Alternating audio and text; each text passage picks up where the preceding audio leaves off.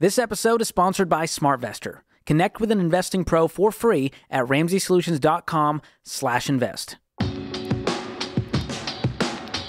You're listening to Ramsey Everyday Millionaires, where we talk investing, retirement, building wealth, and outrageous generosity. Mark is in Lima, Ohio. Hey, Mark, welcome to the Ramsey Show. Hey, how you doing, Dave? Thanks for taking my call. Sure. After 30-plus years of being like everybody else, buying everything on credit, house payments, multiple cars, all of that, we did Financial Peace a couple years ago, kind of figured out that, we've been dumb, had a house for 25 years that when we sold it to build a new one, we actually owed more on the house that we had owned for 25 years than what we paid for it. Because you kept refinancing it?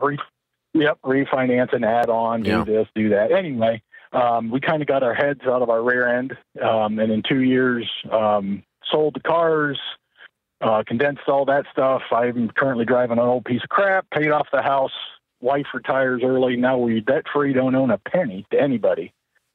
And I'm like, now what?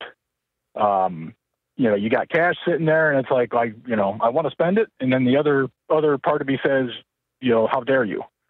So I'm kind of like wrestling in my head with how do I kind of open back up the purse strings and be smart about moving forward. Yeah, that's good. Well, it's normal when you've been going this fast. So when you slow down, it feels weird.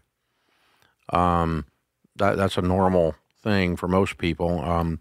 Sharon and I went through that as well when we went, we went to the extremes to get clear of the past history of misbehavior. And once we got there, we're like, I'm not ever buying another car. I'm just going to drive this one. And finally, the old thing just laying there on the side of the road. We're looking at it. We're going, okay, we got to do something. So, and we had plenty of money. We just were cheap. And, that's where you get to because you stack cash pretty quick when you're getting in your situation, right? Right. Yeah.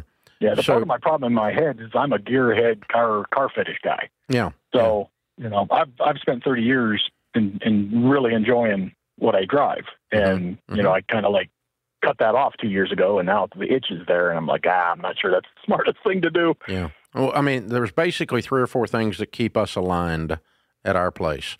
Number one, we don't borrow money for anything, period, going forward. So no discussion about anything that has that in it. And I think you're already there. Right. That's off the table. Okay. And we're going to live on a written game plan that the two of us agree on our spending. And while you're working the baby steps, the way to remember it is there's only 3 things you can do with money, and you should always be doing all 3. Giving it, investing it, and enjoying it. The problem comes the first when 2 we've got, it's the third one. Yeah. Yeah. So now we've got to add that back, or you've got a unbalanced equation. And so as long as you have the other 2 in there, you can add that one back. Okay. Because you will never return to the shape you were in. You've stretched too far. Oh, I better not. No, you can't. It's impossible. You just won't, because you guys have changed. You've had a total money makeover. You have changed. You've changed who you are, the way you view money, and you will never go there again. And so now when I buy something, I still, 30 years after going through all this, pause and look at it and consider, and as a percentage of my world, is this out of control? Does it mean I can't give like I want to and I can't invest like I want to? No, it doesn't mean any of those things. It's a small percentage of my world. Okay, then I'm allowed to buy that car. Okay? In your case, that's what you want. And I like cars. I've got a bunch of cars. I like them. But I have never, once I got through all that, I have never looked at cars the same way again. I buy cars now for the same reason you do, Mark, and that's because I enjoy the car. I have zero care what you think of my car. I used to buy cars for what you thought, as a prestige item. And now I don't give a crap what you think. It doesn't bother me at all. I mean, you can like it or not like it. It doesn't matter to me. I bought it for me. I didn't buy it for you. So, and that's a different way then you'll make a different decision. And so, a few years ago, I bought a 1960 Corvette frame-up restoration. I was born on 1960, so a 1960 Corvette frame-up restoration. Fabulous. 350 in it, 6-pack on it. It's a hoss. And it's a beautiful little antique. It's cherry. It's a fabulous. It's so nice. But you know what? I bought that car because I enjoy that car. And it's a garage queen, obviously. It's not a daily driver, right? So, you're going to get back to there is my point. But I drove a hoopty. I drove like no one else, and now I drive like no one else. Yeah, Mark, I wonder if you can downshift on the intensity. No pun intended. Right. I didn't realize I did that. Boy, that's amazing how that happens. That's great. All right, but keep the discipline. And so here's what I'm saying. You said today's response to the 3 guardrails, you said we have a hard time with the enjoyment part. Well, what if you use that unbelievable discipline muscle and you discipline some fun, some enjoyment in that new budget? Yeah. Because when we're gazelle intense, there's no enjoyment in the budget. But now you can, and maybe you rely on that discipline as you begin to kind of ease off the throttle a little bit. Here, I did it again. I can't help myself. Stop me, Dave.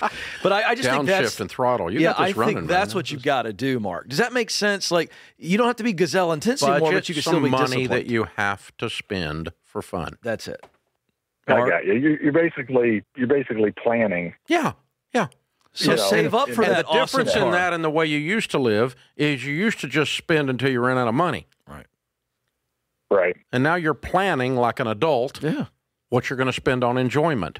I'd pick a car out and go, all right, how many months based on where we are? How are we going to save up and get there? That's what right. Percentage of get there? And let's get an upgrade out of some of the junk you're driving and get you back into some nice stuff. Mm-hmm. And you're there. That's why you do this. You live like no one else so that later you can live like no one else and give like no one else. You live like no one else. You drive like no one else so later you can drive like no one else. You give like no one else so later you can give like no one else. You put yourself in these positions. There's a price to be paid to win. And you have reset your brain and you've gotten above this money thing instead of down under it. Most people live under it, where it controls them. Money is a crummy master. It is a wonderful slave. When you put the whip to the money and make it behave, it's a wonderful tool. But it's a horrible master when it runs and ruins your life. And you guys have learned that, Mark. I'm proud of you. Way to go. You're killing it. Good stuff. Thanks for tuning in to Ramsey Everyday Millionaires. To learn more about how to plan for retirement, visit RamseySolutions.com/retire or click the link in the show notes. Ramsey Solutions is a paid non-client promoter of participating pros. Learn more at RamseySolutions.com/SmartVestor.